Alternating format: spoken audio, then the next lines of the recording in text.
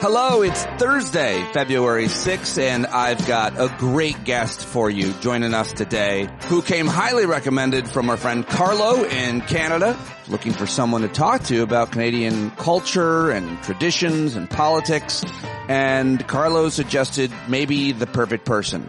Today's guest is Dean Blundell. He's a former radio guy, broadcaster, commentator, media guy, and we really hit it off. I gotta say, this is one of the better conversations I've had with someone I didn't know at all in a real long time, and maybe one of the best conversations I've had in a while. I learned a lot from Dean. We got personal, it got real, and it was really enlightening to hear his perspective on things. So I hope that you like this conversation because it's the whole show today. It was about an hour-long conversation, but yesterday I just had to punch out of the news, and I had a couple of things that I had to do, which included getting away. I got out in the woods with my friend Dr. Zatz, which is always a really important Wednesday tradition. We go almost every Wednesday into the woods with our dogs. I highly recommend you do it, and you should do it with Dr. Zatz because he's the best. So if he's available, you should try to find him and invite him out there. And then I got an impromptu invitation from my daughter to hang out and did that. We went outside, played lacrosse because she's getting ready for tryouts again. And so it really made it hard for me to get my work done, but I was also happy not to do it. There's just too much news. I worked all day in between that, but I just couldn't get the news segment done and everything else because it was exhausting yesterday. There was a lot going on. I needed to punch out. I did. I'm taking really good care of my mental health and mental health in these times. And I'll talk more with you about it tonight at the Hangout and everything else. So I'm looking forward to seeing you tonight at 8. But right now, let's get to my conversation with Dean Blundell, who has had a great career in broadcasting in Canada. He was a longtime radio star who was a real big deal for years up there with one of the most highly rated radio shows until he was canceled. He was fired for something he said on the air, which we get into it. He was in the early end of the cancellation of movement for things you say or on the radio, which sounds like it was absolutely horrific for him and still kind of is, but he is now the host of several other shows. You can learn more about Dean in the show notes, and you can go to his website, deanblundell.com. I hope you like it. I think you will. Let's do it right now for the first time with Canada's Dean Blundell. Yes, Dean, welcome to the show. Thank you so much for joining me. I'm really excited to connect with you and for this conversation. Yeah, dude, me too. It was funny because when you reached out to me, I did a little due diligence and I was really excited to get some outreach from a big time American podcaster. And it was interesting because I started watching some old videos of yours and I remember I thought to myself, that's the dude that mistook Regis Philbin for Archie Manning at the Super Bowl. I remember that guy. I remember he's a very funny guy, seasoned veteran. Pleasure to be doing this with you, Pete. Thanks so much. Thank you. Yeah, I gotta bring back some of my greatest hits. There's people that haven't witnessed them, Dean. Well, you can do that now. Like we live in that world where on-demand content can be seen for the first time by millions of people, Sure. Or you can reach back into your archives. We do that a little bit here now because we're sitting on 7 to 10 years of content.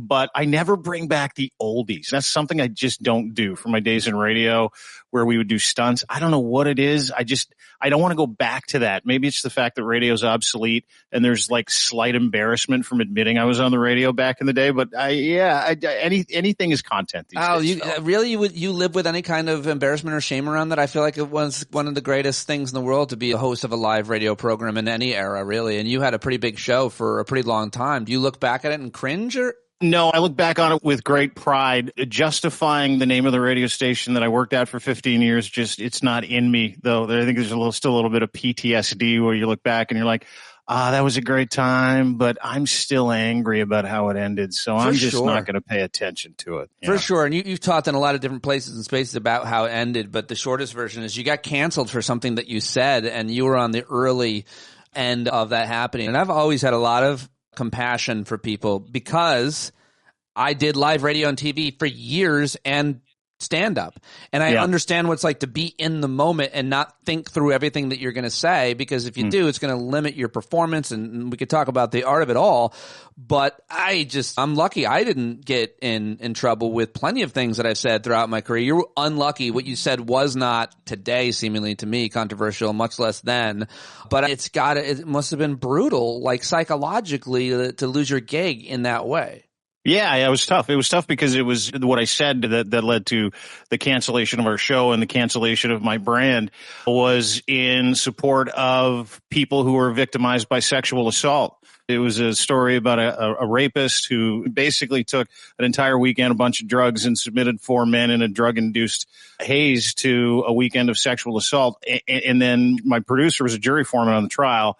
He came in to talk about it. And several months later, there was an appeal for that trial claiming the jury foreman was homophobic in his assessment of what went on, because I said, it sounds like you sentenced that gentleman to 5 of the greatest years of his life, which we like to take that tact when someone gets sexually assaulted, men or women, and they go to jail because they deserve it, right? I'm a big fan of street justice. That was the reference. And then, yeah, it was about 11 years ago. Yeah, it was like ground zero for cancellation of radio/media guys for cracking jokes about things that certain communities just didn't like anymore. But you know what? It sends you on a journey, right, too, Pete? Like you get unlucky like that, or you push the envelope like we did for a long period of time. And I was really fortunate to do a great job and to have the biggest show in the city. I think we had a 40 share in Toronto for something like 10 years. Wow. So I was really fortunate. They were really good to me and I had a great career. But yeah, things don't end the way you want them to, and you got to dig in and learn about who you are and what's important to you. And that really did encourage me to take a more empathetic approach to some of the comedy that we like to do and some of the content we like to do. It hasn't seemed to change your feelings on street justice, you monster. The hell kind of a thing is that to stick to? That's all I want to unpack now. Huge fan of street justice where really unfair shit happens to other people. Yeah, it's like watching Mike Tyson. You ever see the video of Mike Tyson where some guy turns around and he's mouthing him off, and then Mike Tyson just pops him in the face? He's on an airplane. Oh, I got one. I see. Buzz Aldrin is accused of never walking on the moon by a conspiracy theorist. There's a video of this, and the guy walks up to him and confronts him and says, "You never walked on the moon?" And Buzz Aldrin punches him in the face. Yeah. You know, listen, if we had more of that, America might not have a MAGA president. Honest to God, if we had more street justice. Hold on a second. Don't you think the people who generally side and agree with street justice are probably Trumpers? I don't actually agree with street justice. I can see what you're saying about it, but I think it's wrong. There should be the rule of law. You should have real justice. You should go to court and have a jury decide on whether or not necessarily. What are your thoughts? I'm a fan of both. I really like the Schadenfreude when someone gets popped and they go to prison for a long period of time for doing something stupid. But, you know, your country tried to do that to Trump for the last 4 years and was violently unsuccessful in prosecuting him. No doubt about it. The alternative to me is street justice, sir. Yes. Yeah, no, I can see a case for it, and I want to talk. That's now all I want to talk about, that moral quandary you led me into. But there is I do think there's a range of empathy for people, and you and I probably differ somewhere on it. Like, I'm ridiculously compassionate and forgiving, I think, would be words. I try to understand why terrible people do the things they do. I don't believe in a lot of punitive judgments. I don't think they work. I didn't raise my kids that way, for example. But at the same time, there's plenty of people that think, you know what, you did a bad thing, these should be the consequences, and that's that. And I don't want to simplify it, but do you think that we're different that way? Like you and me, or Canada and America? Me and you, and then Canada and America. People in general, though, not necessarily me and you. Yeah. You and I definitely, I'm sure, are. But at the same time, if I'm saying I'm more compassionate or empathetic, and maybe you would quibble with the words, then you would describe a different kind of compassion. I'm not being very articulate. I am very interested in it, how we might differ on it, though. Yeah, no, I get it. And I think it's nuanced. I don't think it's like a broad brush you can paint with, whether you're a fan of street justice or whether you're a fan of legal justice. And I have a ton of empathy. I'm a huge softie. Like, I'm one of those guys that see something bad happen to someone and I want to stop it immediately. I don't like that. I don't like watching people get hurt, all those things. But I think when you deserve the shit, you deserve the shit. And I think by and large that it's a Canadian way, real quiet people. But yeah, I tweeted this the other day when the whole tariff war started. Canada has two different vibes, and I'm no different. Hey, bud, and go fuck yourself. Those are the two vibes that we have. And there's a real delineation between the two. So to go from, hey, bud, to go fuck yourself, it's about 75% effort, right? We're real good up till 75. And we're forgiving. Like, we're the people who ordered the fish, brought us the beef, and we ate it anyway. That's who we are. Like, it just, but if you bring us the fish, if we order the beef, and then you bring us the fish and you tell us to suck it up or leave, we go right to go fuck yourself, right? So it's just and I don't know if I'm allowed to swear here. Maybe you can bleep this out and make it, okay, good, thank God, because it's going to happen. We're those people, and that's how I am. And I think the general tone of Canadians, like watching what has gone on between Canada and America, and again, being able to discern the difference between your president and, you know, his cabal and what they're trying to do to Canada and every other beautiful American that sided with Canada over the last little bit. That's very difficult for a lot of people in this country. I have the ability to understand that. I think a lot of people that have the ability, and it's not hard, you just have to have an IQ over 93 and have the horsepower to be able to discern what the difference is. But there's lots of compassion in this country. We're, like I said, we're very forgiving people. We say please and thank you to Siri, for God's sakes, when we're trying to query something. Like, but if you push us, we've got no problem with street justice and looking the other way. It's really interesting for a lot of reasons, and I appreciate the nuance and the understanding that all Americans aren't the same. I've always tried to offer that to, even when I was a little boy, and you would hear like countries be demonized, especially I feel like Iran and Russia and Libya. I remember just watching the news. I would always try to separate the people from the leader or the government and try to understand more about humanity. And we appreciate that you Canadians would do that for us. Let me try to understand though how you are, because we don't really have a lot of thoughts about you. You have a lot of stereotypes and so on, but you have a similar spectrum as we do in politics, the urban-rural divide, the liberal-conservative, the religious, the not-so, the lot of cultural and ethnic diversity, more than America, but still 30 million people across a vast area. And I just, at the same time, don't think that many of you want to be American. Explain, though, any of those differences within Canada in thinking and ideology, if you want. Yeah, I appreciate that, Pete. Canada, I believe we ticked up to about 40 million, or we'll cross the 40 million line in 2025. Yeah, no worries. It's bigger. I thought it was 35 million up till 2 weeks ago, and someone corrected me. And that number have to do with all the Americans. Trying to get into Canada.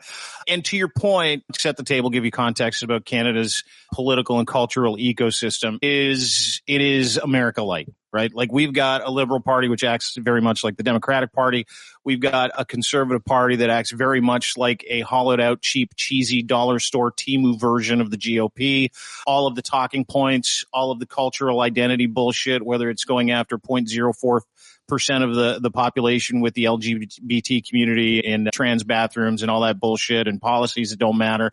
Very similar cultural identity, us versus them, very similar. And the technocrats in this country and the tech billionaires in this country, like the Shopify guy, Toby Lutke, very good friends with Elon Musk, is propping up the Conservative Party here in Canada. Elon Musk, obviously a big fan of the Conservative Party in Canada. So just to set the table, we have a very similar ecosystem that you have down in the United States, Pete. And it's really because of borderless media over the past 10 years. There are certain provinces in Canada that have really taken a pro-American stance. Yeah. You garbled that word, and I haven't heard that phrase. Borderless media? Yeah, borderless media. So I would say 70% of this country now gets their facts from Facebook. Right?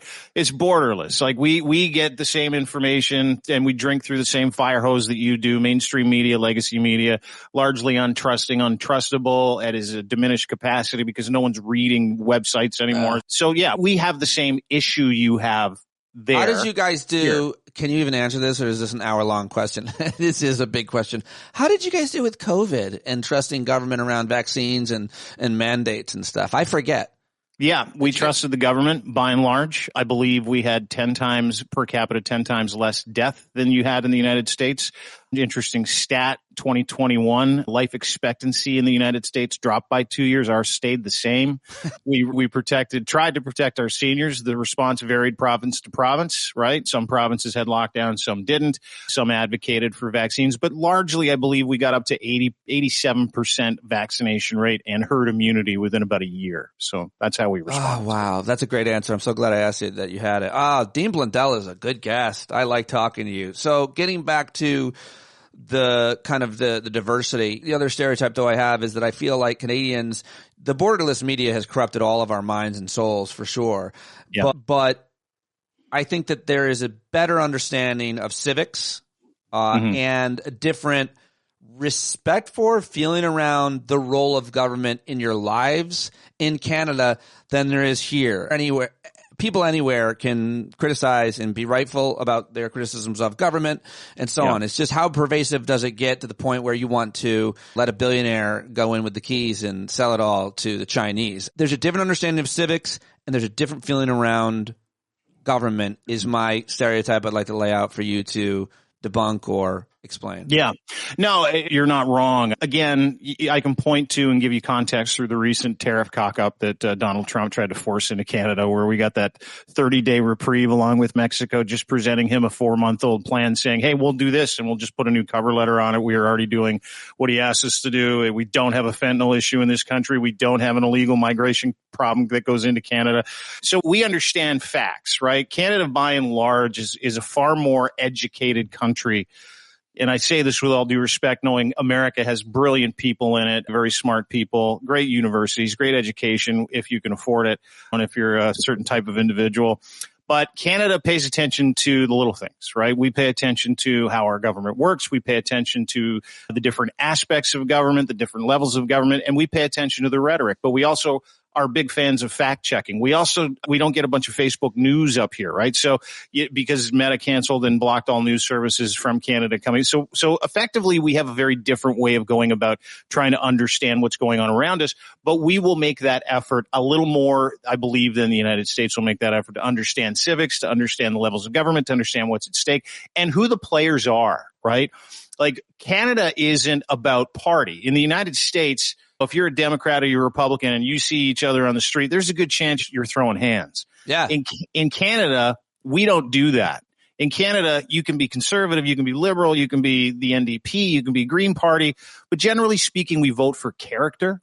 And so when we look into the people who are asking us to give them their support to take over our national bank account or provincial bank accounts or to govern us, we will out the character of the individual along with what that means to the party. So generally speaking, we're very different. We look at values and virtues when we vote. That is something we used to pretend to do. And now it's the biggest question I have for anybody who would support Donald Trump. I always ask, and a lot of people will openly admit, I'm not worried about the character, I'm worried about the policies, and then they'll make the argument. But let me just go back to another difference between your country and ours in terms of the government. We have this bicameral system with this racist, stupid old institution called the Electoral College. We also have these gerrymandered districts, which are, literally drawn around where the people that are registered for Republican or Democrat live. In Canada, you have a parliamentary system, and you don't have the type of campaign finance influence either, I don't think. But it seems just, if people don't want to get caught up with the kind of some of the words and descriptions of the systems, your system seems more representative than our system. It is. Significantly, but it can be gamed just like every other system, right? And we've seen that massive foreign interference investigation into Canada where India was outed, Russia was outed, China was outed as trying to interfere with the electoral process and different ridings. We have MPs and MLAs. You guys have, congressmen and state people that sit in state Congress. We have very similar things. It's the same, but the parliamentary system lends itself to representation, not unlike the United States does, which is why we have division in this country. And I'll give you an example. Ontario is the most populous country in the world. That's where I'm talking to you from, Toronto, Ontario. We got about 15.5 million people here. The province of Saskatchewan has 1 million. So the massive disparity, massive economic disparity, they get a less representation in parliament than a province like Ontario or Quebec, which are massively populous provinces. So we get it by representation, which continually pisses off the West, right? Where they're generally almost always voting Conservative because it's the Bible Belt of Canada.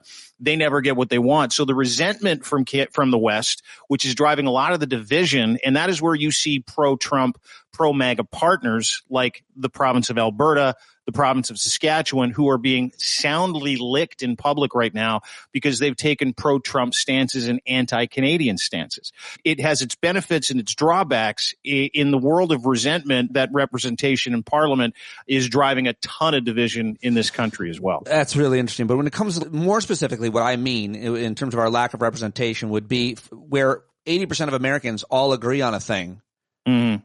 For example, around gun regulations, like the vast majority of Americans want, say, background checks, the vast majority, but they don't happen because of our congressional makeup, because of the electoral college, and we can't get things through the House and Senate. In states, they have all kinds of gun regulations in liberal states because those things get passed through. There's more representation. In your country, if there was any issue where 80-90% of Canadian voters agreed, it would be that issue would generally be represented through your parliament, through your elections. Is sure. Is that right? Yeah. I don't know. Yeah, 100%. Okay. Yeah, absolutely. See, the vast majority, take the gun regulations, for example. The vast majority, owning a gun in Canada is a privilege. It's not, and we can revoke that privilege from anybody, any gun owner at any point in time.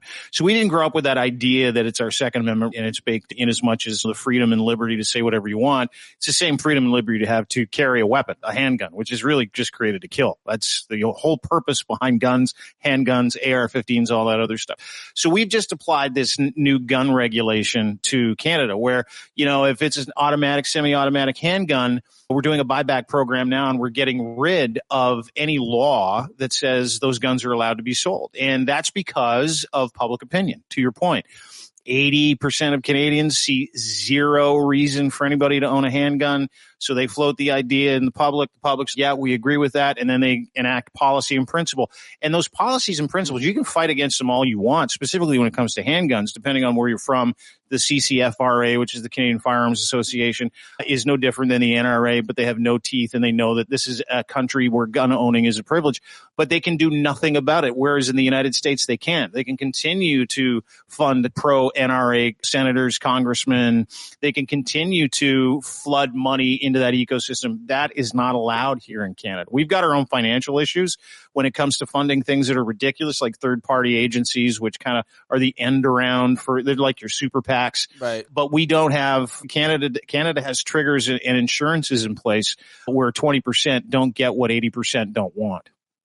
Wow. Said. Let me go back to another thing you said about like Alberta and Saskatchewan and how, what is happening we call them Alberta, Bama, and Saskatchewan, Mississippi. So there's the rural thing, so they're more likely white, not as much ethnic diversity. Then there's the oil thing, so that's a huge driver of their economy. And then I guess there's a religion thing. And so I think Americans can understand how that means they're conservative. But I always fall back on, but they don't want our privatized healthcare, do they? Like, they don't want to have to pay. They don't want our gun violence. They don't want to say all kinds of things. They don't want to be American. So what's been the controversy with the reactions of whoever you're talking about in those two provinces through all this nonsense we're living through with our fascist president?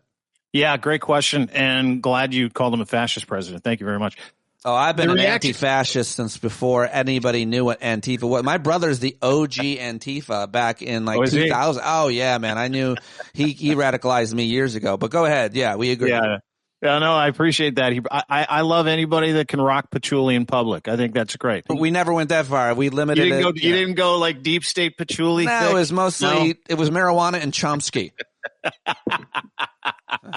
Any mushrooms? Did you mix in a little mushrooms? I never did. I never did, and I still haven't. But I'm angling too. Oh, you should. I'm ready. Yeah. I'm 49, and I'm ready to take a trip. Dude, I'm going to come down there. We'll go to the moon together. It's the greatest thing you can do for your brain. Anyway, so the mood in Alberta, Saskatchewan, the demographics, great question. So again, highlighting the disparity, Alberta, Saskatchewan, the Bible Belt of Canada. You have a bunch of OG white settlers, colonializers, people whose families have been farming those lands for hundreds of years. You have combine that with the oil and gas industry, right? Combine that with the mineral-rich province of Alberta. And Alberta Alberta has all the rights, financial rights to everything that they get out of the ground there. It doesn't matter what it is. If it's coal, if it's oil, it's an energy-rich province. And again, via representation, they just hate anything that comes out of Ottawa. So they don't want to be told what to do. No. So it's an easy sell in a media environment where there are no borders, where you're getting this constant fire hose of pro-America, pro-freedom, there are people in Alberta, I would say 10% of that province thinks they've got First and Second Amendment rights. Like they don't know that we've got our own constitution. They think they're governed by, the Declaration of Independence. You remember the convoy? This is just a great example. The convoy in Ottawa. Yeah, it seemed pretty impactful up there. So it was a joke. One of the organizers' husbands, when he was trying to be her surety, they asked him in jail when he was being interviewed by the police and the courts. They're just like, hey, what do you think your wife did anything wrong? Her name was Tamara Leash. And I think she has the First Amendment right to say whatever she wants. This is in Canada. Wow, that's rough. So these are poorly educated people, highly religious people that live in rural areas that go on feeling, right? And so you combine that with the fire hose of American information, and you literally have, I want to say it's probably 35% of people under the age of 40 in Alberta who believe, because of how much, A, they hate Ottawa, the fact they don't get represented in almost any election, B, the fact that we might hit back with some oil and gas tariffs, and then C, the secular identity of this government not being what they want for their government, which is a Christian identity, a religious identity. It's no different than the evangelical movement propping up MAGA in the United States. And then they see America doing things the way they want things done in Canada. Man, that's an easy sell in Alberta and Saskatchewan. Yeah, that's tough. But this is my big question.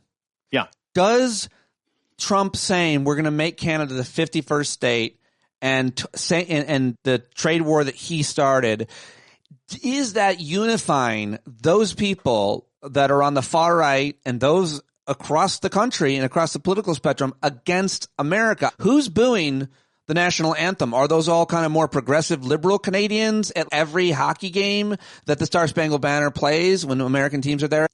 What's happening in Canada in terms of your national reaction? Is there a unified reaction about our president saying, we're going to make you the 51st state? Aren't all those people that even like him putting the brakes on? Great question. We have been, again, subject to the same division that you see that has been radicalized through the lens of social media for the past 5, 6, 8 years. I get that. Right? I want to talk about it. Yeah. I haven't seen a country more divided in my 51, almost 52 years on this planet. I have never been more concerned for the identity of this country than I have over the past, I would say, 5 to 6 years. I've never been more concerned with the way our government is moving towards a fascist, authoritarian, theocratic leaning. I've never been more afraid. In the past week and a half, I have never been more encouraged by what unites Canadians. I have never seen this country, save when Quebec said they wanted to leave. I've never seen a country get together and ask for the same thing and line up for the same reasons like I did over the past 7 to 10 days.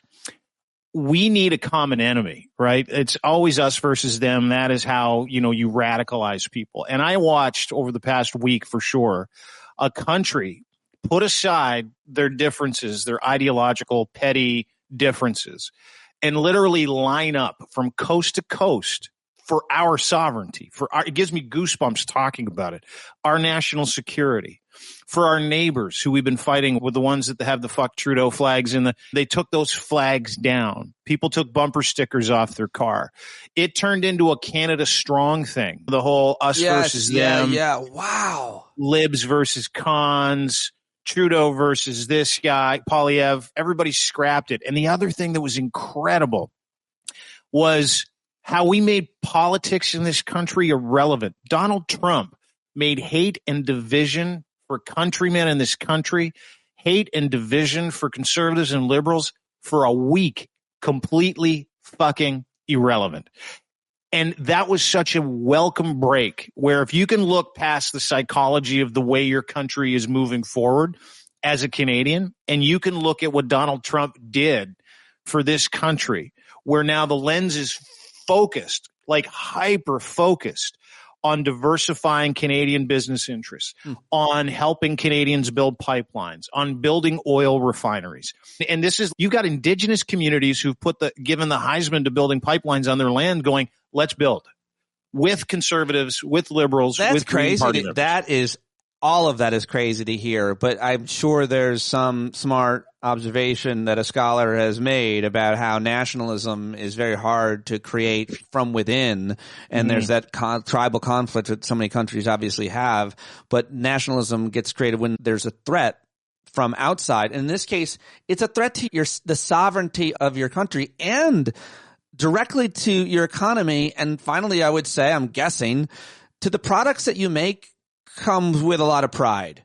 There's a lot of pride. Sure. No matter what you make, steel, lumber, maple syrup, whatever you are making and exporting, oil, those guys, there's a lot of pride around the work they do, building cars. And so it would seem that it becomes very personal when you're talked about that way, and the work and the resources that you actually export and are a huge part of your country's GDP get manipulated and talked to the industries that way. Is that fair? Yeah, huge. Like, you can hate your neighbor, but you want to stick up for his job, right? You can despise the political leanings of the guy across the street, but you're going to stick up for his ability to put food on his family's table. Canadians are interesting. I don't know if you have brothers, sisters, you're from a family. Yeah. So you got brothers, right? You got brothers, and you would fight with your brothers. You'd slap each other around. You'd punch each other out, knock down, drag out fights, familial stuff when you're younger. Well, he would beat me. He beat me for years, my older brother, until about 10 years old, I figured out a move, Dean. Yeah, what was the move? The move it was called, he named it. It's called loose chainsaw blade. I think he called it loose chainsaw. And what it is, you're just on your back. Once you're on your back, I would start running my feet like I'm jogging in place on my back, and he just kicking him over, and he could not get past what he referred to and still refers to as a loose chainsaw. So it all ended there. But it's like Crazy Fists, but with your legs. That's what I guess Crazy Fists is the Canadian version of loose saw blade. I think so. I think it might be. But you were using this as a metaphor, and I interrupted with what a bit I hope was worth it for folks. No, it was really nice. It was really nice. So you fight with your brother and your sister. You do loose chainsaw legs or Crazy Fists. And in the middle of that fight, right, in the middle of loose chainsaw legs, Crazy Fists, someone you don't know inserts himself into your business and starts punching your brother. Guess what? All that rage for your brother disappears. Right.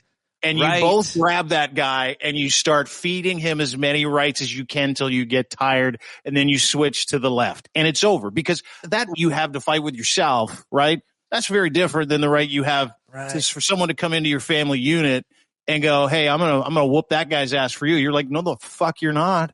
This is my privilege. We get to do this to each other. And by the way, we'll still be friends at the end of it. You're an enemy combatant from the outside who wants my shit. You want to maybe take something out of my brother's pocket. And that's how all of Canada legitimately looked at the last week. It was like, hey, listen, I know that we're angry at each other because you're a Poilievre guy or you're a Trudeau guy, but we're Canadians first. And I saw that Canada first aspect come out for the first time in several years. And I'll tell you what, it warmed the hearts of every Canadian who's been so tired of these culture wars. So where does it end? Because the other thing was that I think was a blink for us here in America, because we're Americans, we just don't care, most of us. B, we have a billionaire with the keys to our Social Security, so we're pretty focused on that and a few other things. But I feel like just because this trade deal was supposedly solved for the day, they're going to revisit it in 30 days when Trump needs to win another news cycle. But I feel like, and what I've heard, and this is the big question, you talked about this last week, like, it's going to dissipate. Everything dissipates, right? That feeling that you're describing, aren't you going to be back at each other? And more importantly, for our interests, are you going to forget about us and what we did? Or are you keeping one eye open so that we don't invade and make you the 51st state? Yeah, we've got actually a knife under our pillow too. So just so you know, we're sending crazy legs. We got a whole unit of them. I just want you to know they dropped from the sky. That sucks for us. One eye open. I think this wasn't like a blip on the screen for Canadians. We've seen Trump. Yeah. Like, we've watched his bullshit for 4 years. Like, you were subject to his bullshit for 4 years. got a 4-year reprieve where Biden fixed the country, handed it back to the same idiot and his losers who are much more hardened. So it's full on. And we're watching, 200 executive orders to make your country a worse place. We're watching Elon Musk take over the Treasury, try to fire every single member of the CIA, 5,000 out of 19,000 FBI agents who worked on J6. He set 1,500 hardened criminals free, emptying prisons, which he had a problem if they were migrants, but, not the white guys that showed up, white guys and girls who beat a couple of cops up and got shot in Congress. Tourists. What's that? Some of them were just tourists. They're just tourists. Yeah, no, they weren't. They're there for a tour. Again, we take that information and we start planning. We're a nation of planners. And so the conversations now are the anti-MAGA, anti-Trump, not anti-America. Canada still loves America. The anti-MAGA, anti-Trump, anti-MAGA-American sentiment is good for political business in this country. It's a political strategy now. You're watching politicians resurrect their careers over sticking up for Canada. So we want that narrative to stay in the forefront. Not only is that narrative going to stay in the forefront, so is building for this, building for Canada's future that doesn't include being super heavily reliable on trading with, dealing with the United States of America, specifically over the next 4 years. So you're seeing a whole bunch of people, industry, the political industry, rally around the idea that this 30-day reprieve around tariffs still has nothing to do with what Trump really wants.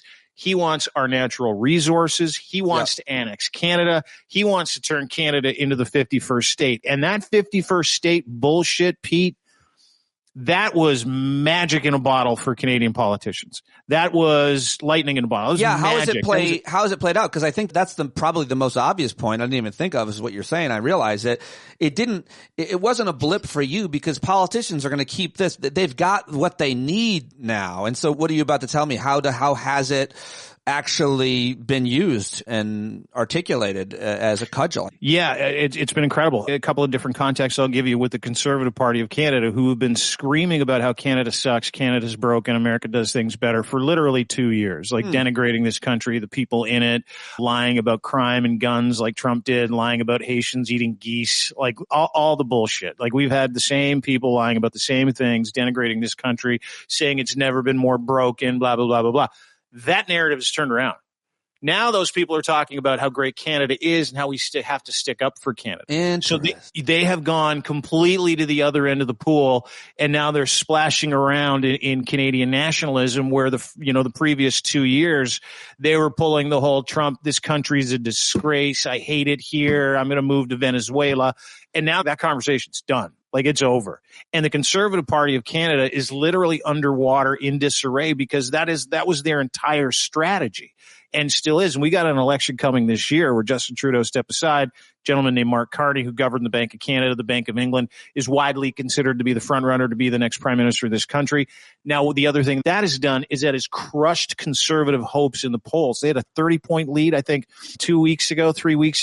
It's down to polling. It's down to 4 to 10%, right? Like it's cratering support because everybody's lining up behind the institutions and the people and the character of the individuals who are like, this country has always been beautiful. This country has never been broken. We have an incredible social democracy in this country that sticks up for the marginalized, great social programs, and we're going to start building for the future of Canada. That includes the military, that includes oil refineries, that includes diversifying our partners.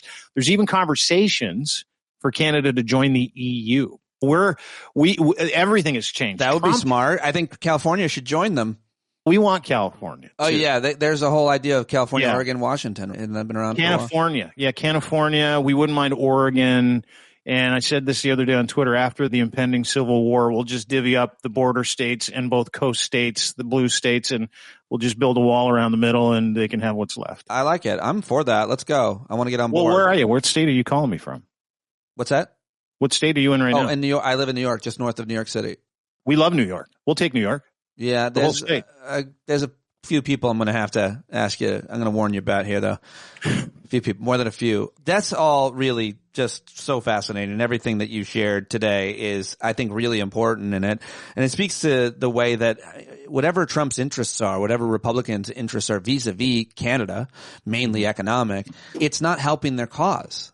Like he's created an enemy that's only going to make getting what he wants and what Republicans want harder and personal, and it's only going to get more likely progressive Canadians elected, I would imagine. I mean, whether or not they win, but certainly it sounds like what you're saying as the pendulum has swung in a shocking way in a very short amount of time as a result of our dumb, stupid, unbelievably shocking everyday president of the United States of America, who's also a felon. And you mentioned character, and I wanted to come back to that. Please, yeah. The difference between America and Canada. I think the thing that we struggle with here, Dean, a lot is that our loved ones, our friends, our neighbors could look at this man the first time, much less the second time, and say, yeah, I can support him. I can get behind him because it means something about them. We feel like, how can you not see, didn't character used to matter in our leaders? Doesn't matter not only in the President of the United States, but a governor, a mayor, a principal of a school. Character is everything. The manager of the Denny's character matters to me in terms of how he handles a situation or anything. It's supposed to matter. It always did seemingly matter, and now it doesn't, it seems. And you're saying it's still a thing in Canada. Mm-hmm. Well, explain the difference and how you see it. And do you struggle with wondering why that doesn't matter to us, too many of us? I struggle with why values and virtues and character don't matter to everybody. I practice a philosophy called Stoicism, and I try to keep it at its roots, right? It's an operating system. It's 2,000, 3,000-year-old philosophy that talks about personal responsibility. And the four main tenets are courage, wisdom, temperance, and justice. Those are the values and the virtues and the pillars that I live by. And so Marcus Aurelius, say what you like about him. Gladiator 2 was sucked, by the way. I would encourage everybody not to watch it. I did just watch it. Go ahead, though. It's not great. Marcus Aurelius had a quote: "The fruit of this life is to be of good character and acts for the greater good," right? To be of good character and acts for the greater good. It's the only way you can trust anybody. And I understand everybody has a different value system and different core beliefs. Those core beliefs and value systems diverge when you include religion and politics. Those two things diverge, right? And then you include human nature, greed, all those things that make someone of bad character who's willing to do something bad to somebody to get something out of it for themselves, right? Mm-hmm. Lie, cheat, steal, all those things. And I've always been amazed at those people. I've always been amazed at the idea that anybody could support a thief, serial rapist, serial liar, serial bank robber.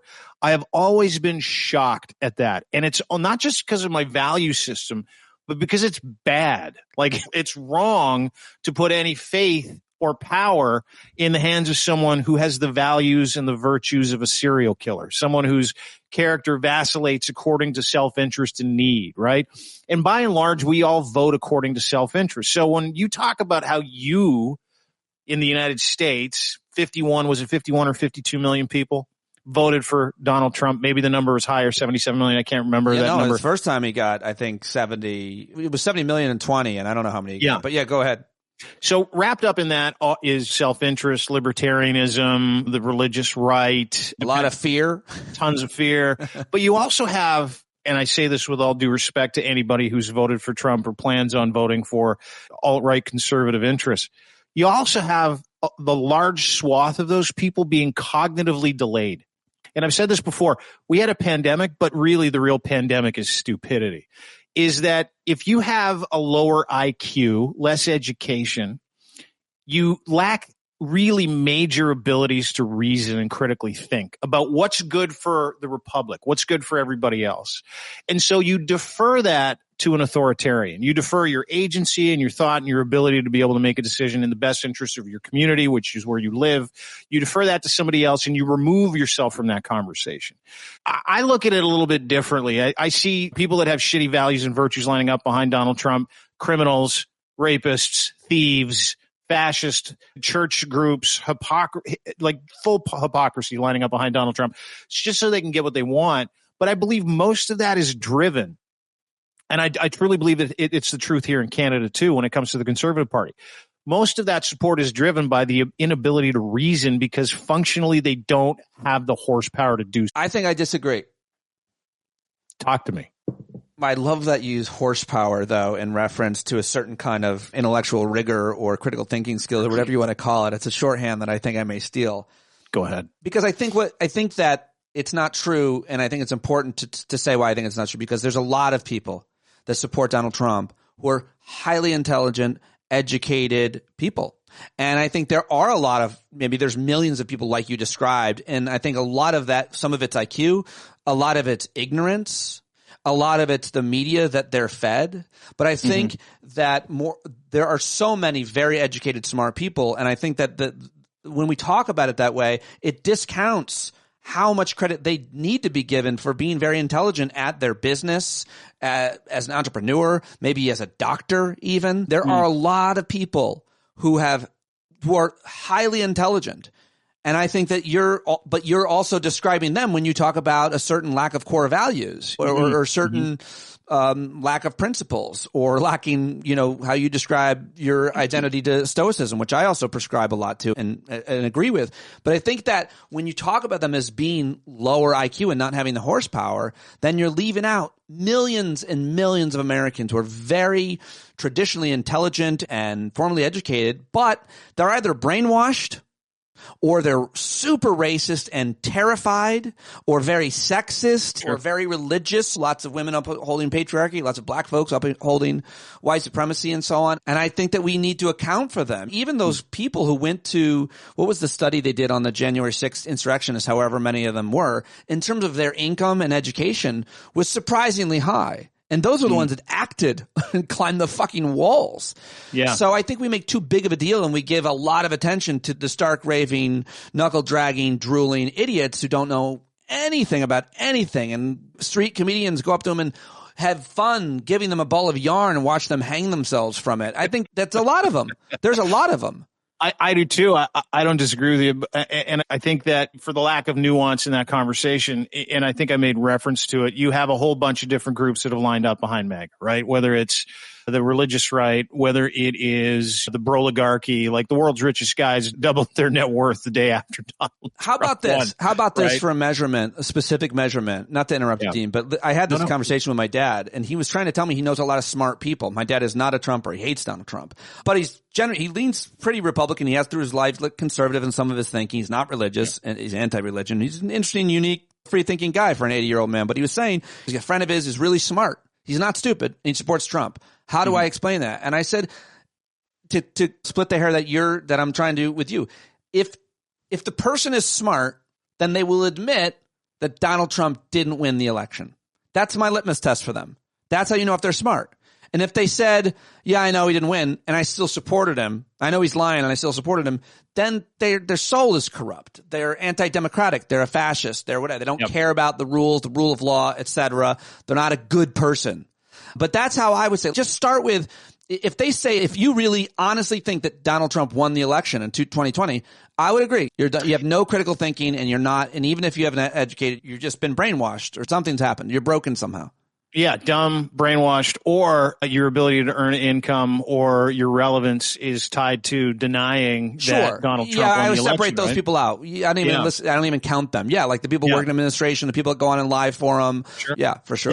Yeah. And it's funny because there's a statement, again, going back to Stoic philosophy, Seneca, who's a very famous Roman philosopher, senator. Great quote that I stand by, and every time I pump it out on Twitter, everybody goes, "Oh, this is brilliant, thanks." I'm like, I put it out like 100 times. It shouldn't be any more brilliant than it was the first time, but it is. Religion is regarded by common people as true, by the wise as false, and by rulers as useful, right? Yeah. And MAGA is a religion. It's a cult. It encompasses all three of those things. Common people saying, yeah, this is true. Wise people going, this is bullshit, but you know what? It's in our best interest to line up behind this, and by the rulers as useful. That's Donald Trump. That's MAGA. That's everybody in his cabinet. That's everybody that has supported him with their public personas, with their businesses, whether it be Bezos, whether it be Musk, whether it be even Bill Gates, who came out, which I couldn't fucking believe because Bill Gates is a really smart guy. And he's, Donald Trump's got some good ideas. And I'm like, Jesus fucking Christ. Are you serious? All these guys, they all have to, I think there's a pretty easy reason to explain that. Right? Every one of these billionaires has so much of their business tied up with government contracts. And he can turn it on and off. And they all know that Elon Musk has the keys. And so they literally have to keep their business. They're so worried. No wealthy billionaire has really stood up to him that has any business with the government. It's like Alex Soros' son and Reid Hoffman and a couple of other billionaires that support Democrats. But the vast majority of them that have giant entities with contracts with the federal government, they have to. Even the media companies, he's doing this scheme where he's suing them until they have to settle and he gets the money and he's their daddy. The fear in your country, I got a question for you. I know you've been asking me a ton of questions, Pete, but the fear in your country for people doing content, is that real? Do you feel differently about the content that you do today being pro-real America, pro-democracy? I don't because I just don't think I'm big enough. And until they go after the biggest YouTube podcast, non-corporate, I think they're targeting the major legacy media because they have money and they can sue them and they can settle. And so they're not coming for me. So I'm not worried about it. And I'm also more of a Buddhist than a Stoicist. And I'm doing a pretty good job since the election, surprisingly good, at not worrying, at staying in the moment. I panic every day. Don't get me wrong. Yesterday I worried about we're going to lose our insurance maybe. But then I came back to center and do the work. So I'm not worried. Yeah, I may be naive and I might be missing something. But until I see the big progressive, even, the pod saves guys, there's a few that are independent but very large, the Bulwark, until I see them blinking or ducking or being sued or being pressured, will I even begin to be concerned about me? How's that? Is that a decent, I don't know if that's what you're looking for. Yeah, it's a very humble answer. You can tell you're Buddhist. You have a big podcast, dude. You're you swing above your whatever weight class you think you're in, and that would be my concern. Like, I've been contacted by people in media in California, in Virginia, New York, some people that we've done some co-opted content with, right? Whether it's the guys at The Intellectualist, et cetera, et cetera. And I have actually been asked by people in media in the United States, listen, if things go south here, can I come and stay with you for a couple of weeks? Which is why I'm asking. And by the way, my home is always open to you, Pete. But it seems like it is a very, to your point, seems like it's a very different time to be in media, where media is no longer free, and the capture of all social media, the oligarchy involved with the Trump administration, the capture of and the threats towards traditional media has had a chilling effect on any narrative around Donald Trump being remotely genuine. Yeah. No, I think all those are legitimate concerns. I don't know. I think I've been in the fight for a long time locally, had a lot of bad things happen, been through a lot personally. And I think for me personally, I wouldn't suggest this to anybody else, and maybe I could be convinced otherwise by my daughters or something, but I'm not like, I would rather die fighting. It seems like a good death. I don't want to go to jail and rot in an El Salvadorian. Apparently that's where we're going to send us. But I do like to think that I'm with some of my progressive other guys I know. Maybe John. No fear of Gitmo. Yeah. Maybe John Fugelsang's there. Maybe I finally get to hang out with Chris Hayes. What are those words? Jim Acosta. Maybe you and Jim Acosta get reacquainted. I love Jim, but I think a lot of us, like, I want to fight. I want to fight. It gives me purpose. I wish this wasn't the case. I was really excited about some creative ideas that I was going to go in when Kamala won. I was sure she was going to win. But I think I'm uniquely suited for this. I'm afraid. I'm really afraid. I'm not brave. It's not like that. I can't live with myself if I'm not trying to advocate for folks and try to be the change that I want to see. That's my philosophy, I think, and so I mean, if he hadn't ruined it with this virulent racism and anti-Semitism, I would have, kept quoting Braveheart. You would have kept quoting Braveheart. Is that a common thread? Obviously, you run in silos and circles like I do, right? So you've got people you talk to. I've got friends from both sides. I've got friends that are MAGA people. A very good friend of mine is a fairly high-profile political guy I'm leaving Canada for America. Everybody calls him a traitor. I'm like, you're totally a traitor, by the way, but I still like you. I still find you entertaining. Has this changed your friend groups? Has this changed people that you talk to? Oh, and is that a common theme? Yeah. Oh, yeah. No, I can't be friends with people. A lot of my friends were that were more conservative were also in media. One of my closest friends was Will Cain, who is a Fox News superstar, and ended that friendship during COVID when he was on Fox News questioning vaccines. And I was like, man, I texted him. I was like, I would never ever text you and tell you, don't say something. I go, but you're killing people if you do that. But does he believe it, or is he doing it? He said he did in the text. He's just asking questions thing. So that's just one example of it. But certainly you've got your family members, you've got people, but I think most people really struggle. What the hardest thing is people who have a lot of folks at their office, at their job, that they know are basically fascists. They know are Trumpers. They know are MAGA. And especially for people who are people of color, because you can see them. Because you have eyes. Now anybody is being considered woman. Now a woman is being looked at her job. Was she DEI hire? Much less a black woman. And so there is real palpable fear in the workplace, in public, at a school board meeting, which is where I've had my most brutal fights and scars left. So it's real. Yeah. Neighbors are at each other. Facebook is the place to fight. It's bad. But people are mostly good, and community is everything. And so I think through all of the adversity and the trouble, people are finding community. And I'm always an optimist, and I try to be positive. So this has been really hard for us, but do you expect any? I can't imagine it. I wrote something yesterday, a tweet saying, "Hey, you got to be able to separate MAGA Americans from Americans." There was a hockey game the other day in San Jose. Sharks. I can't remember who they were playing. A Canadian team. Canadian anthem was being sung as we've been booing the American anthem, not booing America's president for the tariffs and the shit about Canada being a 51st well state. Well done. I'm with him. I'm booing them with you. Yeah. Yeah. A lot of you are, and I appreciate that. Shitty I song saw that. anyway. It's just a terrible song. Yeah. I don't think anthem should be played at any event, but that's agreed. Yeah. I watched the San Jose fans cheer loudly the American anthem yesterday. And the takeaway from that I had was, man, those are real Americans. Those are the Americans that the silent majority, vast majority of America that's largely chilled to the point where they're like, we can't say anything, but we'll show our displeasure in these little ways for what's going on in America. Being able to separate MAGA Americans from Americans, that should be one of our biggest senses of pride in this country, because we love America. We love what America stood for, what it stands for. We don't love America's president and the people that he's using to steal from you, to hurt you, make you sicker, and turn your country into an authoritarian shithole. However, we recognize the struggle that you're going through to that point. So we have enormous amounts of empathy. Like we really do. But I guess the question I would ask, just after giving you that context, is that you've got 4 years of this. Do you think the Democratic Party is going to push back? Do you think there's going to be a movement? I'm starting to see a bunch of protests, pro-immigration protests pop up. The cops get pushed back in lines. Do you think that there is going to be some sort of reckoning, like some sort of progressive, decent, humanistic reckoning for the Trump administration over the next 4 years? Or is it just grin and bear it?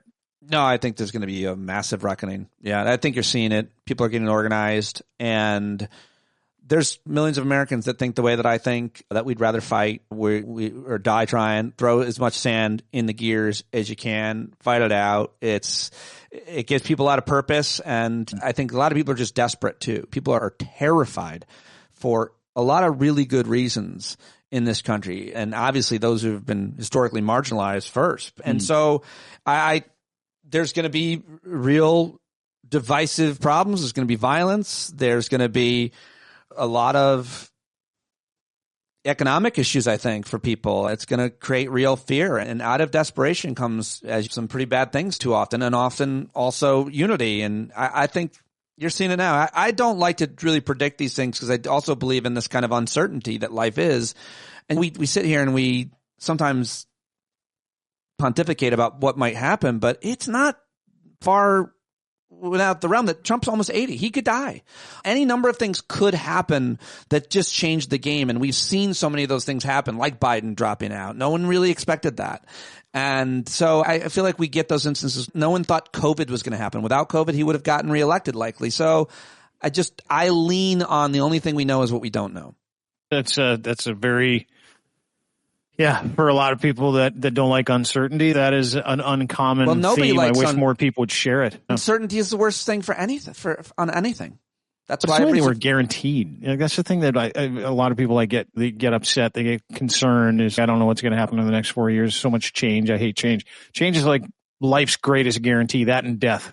But exactly. But but you want to control as much as you can. And those who want control more than anybody and who have it are the leaders of industry. And so when certain companies and industries don't know what the price of the parts for their car are going to be, or where they're going to get them, or what the laws are going to be around what car they have to sell. All those things create uncertainty, and they don't like it. They lobby for certainty in markets so they know what to make and what people are going to want to buy. And I do also think that matters. And he backed off these tariffs when markets started cratering. I mean, I don't know if that's why, but it certainly didn't help his dumb stunt.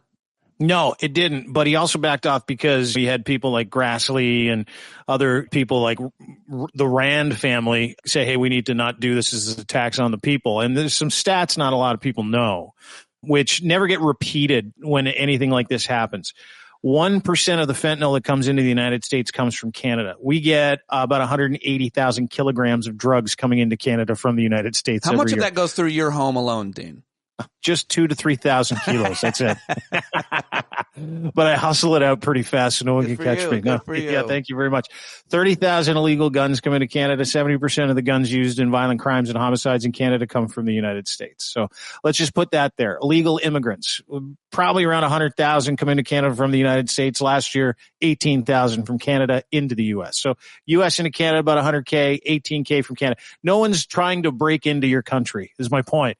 And the misrepresentation of that, and that being turned into, hey, we need to annex Canada because of this deadly, poisonous fentanyl fire hose that's coming in. It's all bullshit. So then they pivot to something else, right? Where we like their natural resources. It's going to be a lot of fun up there. Hey, you guys want to pay less taxes? It's going to be a lot of fun up there. The Wayne Gretzky should be the governor of Canada. Like it's the craziness and the misrepresentation of those lies as it pertained to any kind of narrative around Canada not existing anymore as its own country, instead being assumed into the United States of Canada, was all predicated on a lie. And how do we get out of those tariffs? This is a great story. This just proves your president's a fucking moron and the people around him are stupid. He said he wanted a border plan for a non-existent border issue. So what we did was repackaged last year's border plan that protected Canada from the influx of drugs and illegal immigrants coming from the United States into Canada. And we put an American first cover letter on it, handed it to him the other day on a phone call with Trudeau. And he's, okay, yeah, I'm good. No tariffs for 30 days. Mexico did the exact same thing. 10,000 National Guards. I think 8,500 were already on the border. They sent another 1,500 today just to relieve the quota. Like, literally none of what Trump or MAGA has tried to accomplish by saying they want Canada to be the 51st state. And I believe they're going to invade Mexico. I'm of the firm belief that's happening with troops amassing on the border, a la Little Green Men in Crimea. But you know, the whole idea behind the reasons to annex Canada or any border security not only was a joke, but the response and the solution was 6 months old and something we'd been doing already. And again, we just put a new thumbnail together saying this is Trump's plan. It wasn't. It was Trudeau's plan from half a year ago. Yeah, it's remarkable how that played in America. I'd love to know the difference. Is everybody screaming about Trump took down Canada? We all said, those of us who paid close attention to the negotiation and did a little bit of work looking up the kind of statistics about trade, some of the things that you mentioned, we believe the narrative that you just told, which is that they just appeased him with something they already had and gave up nothing and got everything, and that he got rolled. So there's a lot of Americans that are saying and interpreting that he got rolled.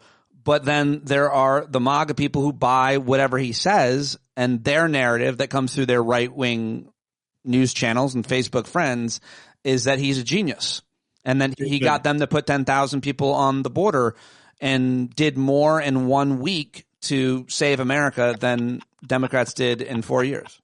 Yeah, not only is that stupid, let me give you some more stats. 90% of the potash you use for fertilizer in the American agriculture industry, 90% of it comes from Canada. Comes from a little province called Saskatchewan. 90%. You know what? I don't fucking use potash, so I don't give a shit because I don't even know what it is. Also, I'm not sure why you're even citing that. It's piles of minerals that you use to What fertilize. do I need that for? But you don't, because you don't have a little garden in the backyard, Pete. I do have a little garden, and that's why I'm reacting to that. But I guess the example is... You need me. You need us. If you like food, then that's a good thing for us to have. Is that what you're saying? Yeah, it's like critical. Your crops would die in a year, right? So your country would starve. And then let's talk about oil and gas or energy. The state of Maine, several border states, up to 80% of homes are powered by energy that comes out of Canada, right? So let's shut that off for a second. That's a major cataclysmic disaster in February. And then let's talk oil and gas. 80% of your natural gas comes from us. 60% of your oil comes from us. 60% of the oil that you use in your cars comes from Canada. So we're sitting here going, okay, let's add 25% on the oil and gas. Let's restrict oil and gas. And Trump knew that. Everybody in his country knew that. And that was the escalating aspect of Canada's trade response, which is we're going to hit everything with 25%, and then we're going to do some other shit. And that other shit was we're going to sanction the shit out of your country. We're going to prevent you from getting the things that you need. And they knew that. Trump didn't just blink. Trump didn't just buy a year-old package that we put together for us to protect us as his own package. Trump threw up all over himself, as did the United States of America's MAGA interests, where they're like, don't do it, don't do it. You had Cassidy and Tom Tillis and all the senators like Grassley going, please, Trump, don't do this. You have no idea how bad this is going to be. Right. And he played chicken and lost. Like, he vomited on himself. It was like watching an exploding ketchup at a dinner. He was just, and then the fucking crazy part was how hard we all laughed when he's job done, Canada caved. I'm like, you got to be kidding me. The meme I saw that was most popular that I shared too is a picture of Trudeau talking to the Mexican president. What's her name? Sheinbaum, yeah. And Trudeau is saying in the comic book bubble, so I offered him what we've already been doing, and he dropped the tariffs. And then it's the picture of her saying, and her bubble is, OMG, same. That's exactly. Dude, and I put this out the other day because I tweeted that. I'm like, it's funny because it's true. Like, that's exactly what happened. Nobody understands how important Canada is to America. Nobody. And the other narrative that went around was, yeah, your military's our military. Without us, yeah, you'd be dead. And I'm like, no one's ever tried to invade Canada, bruh. Like, nobody. We've never had any use for your military ever once. You can shoot the hell out of a spy balloon, but we don't really need you for anything. You've helped us understand the value of Canada in this conversation. I have a million more questions. So let's make another appointment, Dean, because I've absolutely loved this, and you're just so good at talking about these things and obviously deeply thoughtful about it all. So I really appreciate you joining us, and I look forward to having you back. You'll have to come to one of our hangouts too. Dude, love to invite you on my show as well, Pete. Anytime you've got time, would love to have you, get your perspective from America, what went on to Canada, what's going on in your country, and what you're doing to fight back. We're rooting for America. We're not rooting for Trump. Everybody books out on him. We're rooting for real America. Right? Happy to come on and talk to you about what we're doing to fight back, because I feel like that's the most important thing to make sure everybody knows around the world, that there are a lot of people who I'm standing on their shoulders every day who are doing as much as we can. A lot of us realize we are the ones we've been waiting for, and we weren't planning for it. But this is the case. We understand history. We understand what happened in this country, and now it's our turn to do something. And many of us are choosing to do everything that we can. So I'll be talking about that. I'd love to talk about that with you, and really appreciate if you could do me a favor and just say thanks to Carlo on the air right now, because without Carlo, I wouldn't have known your work and had this great opportunity to talk to you. Carlo, I have no idea who you are, but if he's your Ontario friend and he likes me, I like Carlo. Thank you, Carlo, for hooking Pete and I up. I got a fascination with bald American podcasters now. Let's go. I got 1,000 more for you then. Thanks, Dean. Thanks, buddy.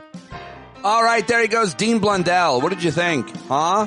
Go follow him. Go support him. And I'll have him stop by one of our hangouts at some point. But I thought that was a great conversation, and I'm real glad that he joined me today. So sorry I didn't get all of the rest of the show produced for you. I hope that you appreciated the conversation. I hope to see you tonight at our hangout at 8 p.m. East. If you've never come, you should stop by. It's a real week changer, game changer, sometimes life changer. People make connections, and we support each other, and we hash it out, and we often have a lot of laughs all while we're doing it somehow. So check out the hangout tonight if you're a paid subscriber. If you're not, join us, patreon.com/Pete Dominic.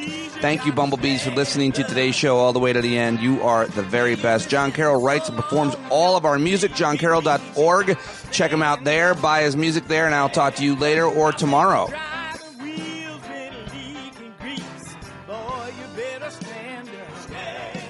Well, there's a whole lot more of us who know us right. keep right on.